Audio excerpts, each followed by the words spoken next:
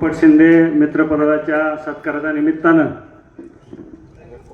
आपल्या तालुक्याचे नेते आदरणीय दत्तामामा वर्णे, आप्पासाहेबजी जगदाळे, तालुका अध्यक्ष हनुमंतरावजी कोकाटे आणि उपस्थित सर्व व्यासपीठ आणि समोर बसलेले सर्व सुज्ञ मतदार, आपण सर्वांनी या नगरपालिका निवडणुकीमध्ये आमच्या सर्व मी आणि माझ्या 20 नगरसेवकांना जे भरघोस मतदान दिले त्याबद्दल सर्वप्रथम मी या इंदापूरच्या जनतेचे खूप खूप मनापासून आभार मानतो आणि त्यांच्या ऋणामध्ये कायम राहण्याची खात्री देतो। खरं तर ही निवडणूक एक व्यक्तीविरुद्ध आणि विकासाच्या मुद्द्यावर, या दोन मुद्द्यावर लढली गेली, पण इंदापूरची जनता एवढी सुज्ञ आहे की त्यांनी विकासाला महत्त्व देऊन राष्ट्रवादी पक्षाचे 14 नगरसेवक आणि मी 15वा नगराध्यक्ष आदरणीय अजितदादा पवारसाहेब यांच्या नेतृत्वाखाली आणि आदरणीय मामा आणि आप्पासाहेब यांच्या नेतृत्वाखाली आम्हाला दिलं, बहुमत दिलं, त्याबद्दल मी पुन्हा एकदा सर्वांचे मनापासून आभार मानतो। आता निवडणूक झाली, बरीच लोक काय विश्लेषण करतात, कोण म्हणतं धनशक्तीचा विजय झाला, कोण म्हणतं बोगस मतांचा विषय झाला, परंतु मला या इंदापूरच्या जनतेला एकच सांगायचं आहे की समोरची माणसं जर मतदारांची किंमत फक्त पैशात करत असतील तर तो फार मोठा गुन्हा आहे। कारण यांनी दिलेलं मत जे आहे त्याचं मोल कुणीही करू शकत नाही लोकशाहीमध्ये मतदाराचं मोल। परंतु आपला पराभव झाल्यानंतर आपण काय बोलतो, काय सांगतो लोकांना हे नाही सांगितलं पाहिजे। आपण कुठं कमी पडलो हे सांगितलं पाहिजे, पण ते सांगण्याचं धाडस समोरच्याच्यात नाही हे मला नक्की सांगावं वाटतं। परंतु आता मी आणि माझ्या सर्व नगरसेवकांना एकच विनंती करतो की आता आपली निवडणूक झालेली आहे, आपण निवडून आलेलो आहोत। आता आपण केवळ एका प्रभागाचे प्रतिनिधी नाही किंवा एका ठराविक मतदारांचे प्रतिनिधी नाही, तर या शहराचे प्रतिनिधी म्हणून आपण काम करतोय।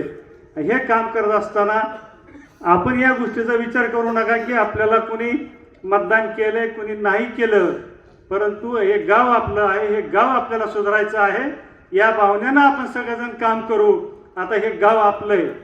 इलेक्शनमध्ये झाले असतील काही राजकीय पक्ष असतात, एकमेकात तुम्ही होते, परंतु इलेक्शन नंतर ह्या सगळ्या गोष्टी आपण सर्वांनी विसरल्या पाहिजेत आणि सर्वसामान्य जनतेचं काम चांगल्या पद्धतीनं कसं होईल, अडवणूक न करता कसं होईल, यासाठी आपण सगळ्यांनी काळजी घेतली पाहिजे आणि आम्ही ती घेऊ हे या निमित्तानं सांगतो।